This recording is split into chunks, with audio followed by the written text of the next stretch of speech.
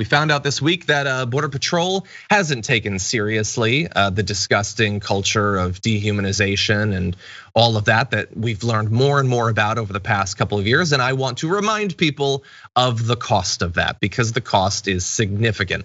The Federal Office of Refugee Resettlement, which takes in and processes and eventually settles underage immigrants, apparently received more than 4,500 allegations of sexual abuse and sexual harassment just in the period from 2015 to 2018. So I'm not great at math or anything, but that's more than 1,000 cases a year. I'm sure that they've cleaned it up since then. Those numbers have probably dropped down to nothing.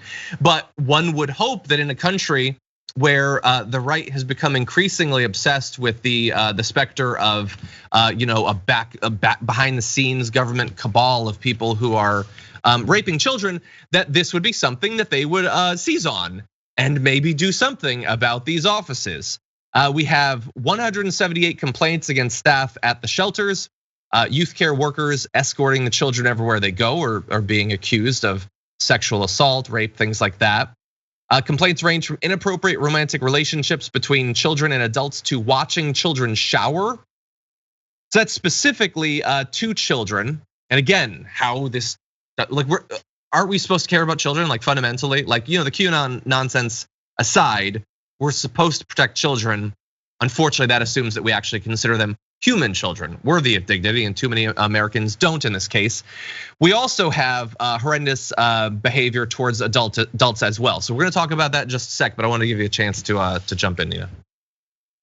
It definitely makes my skin crawl, John. I almost don't have any words. Even the report about a dog biting the testicles of I believe it was a child, even if it was an adult.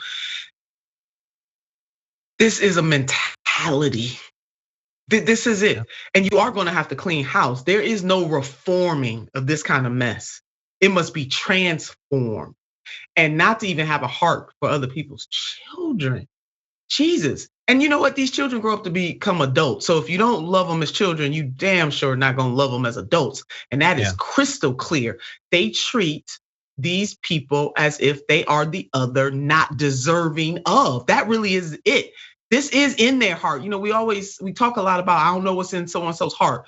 Well, maybe sometimes we can't tell what is in somebody's heart, but your actions give us a little glimpse.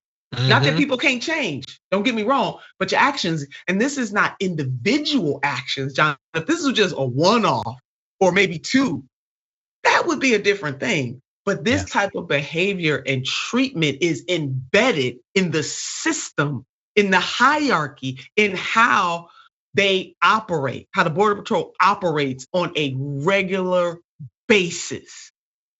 So nobody can sit up here and pretend like they don't know that there's a sickness and a plague within this department that needs to be dealt with. And I mean stat.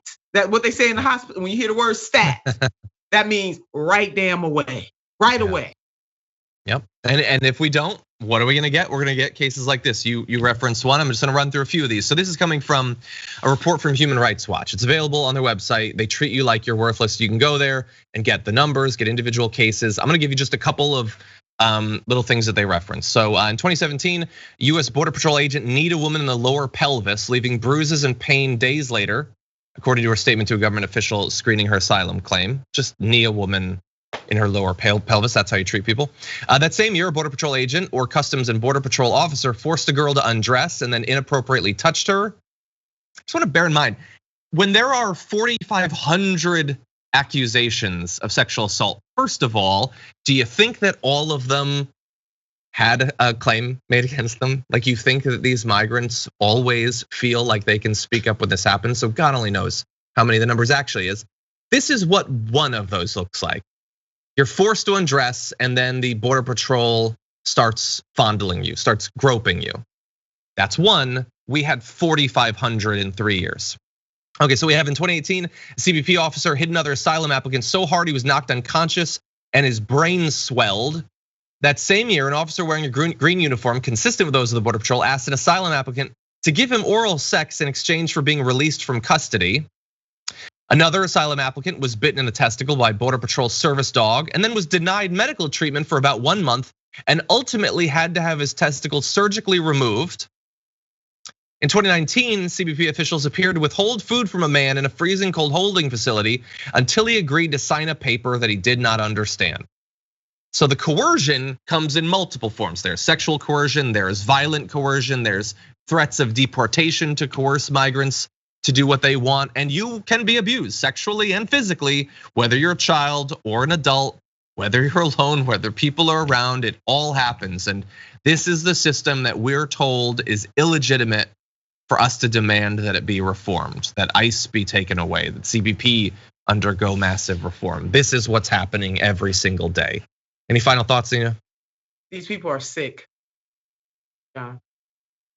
Sick, and they should not have these jobs at all. Yeah. We need people who actually care about humanity to be Border Patrol. I know they got a tough job to do, especially if it's the smuggling, of drugs and that kind of thing. There's something that Homeland, well, I'm speaking of Homeland, but these folks right here are sick and they need to be weeded out and some heads need to roll. 100%. Yeah, by the way, Right loves to talk every day about, why aren't they talking about the situation at the border?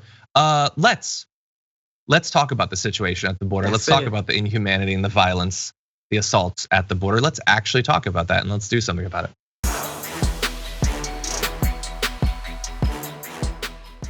Check out the Damage Report podcast each day, wherever you get your podcasts, whether Pocket Casts or Stitcher or iTunes. You can join me as I give you the news and stories you want, with a range of co-hosts and interview guests jumping in on the fun each day. Again, that's the Damage Report, wherever you get your podcasts. And if you get them at iTunes, don't forget to rate and review. Sometimes I'll read them live on the show.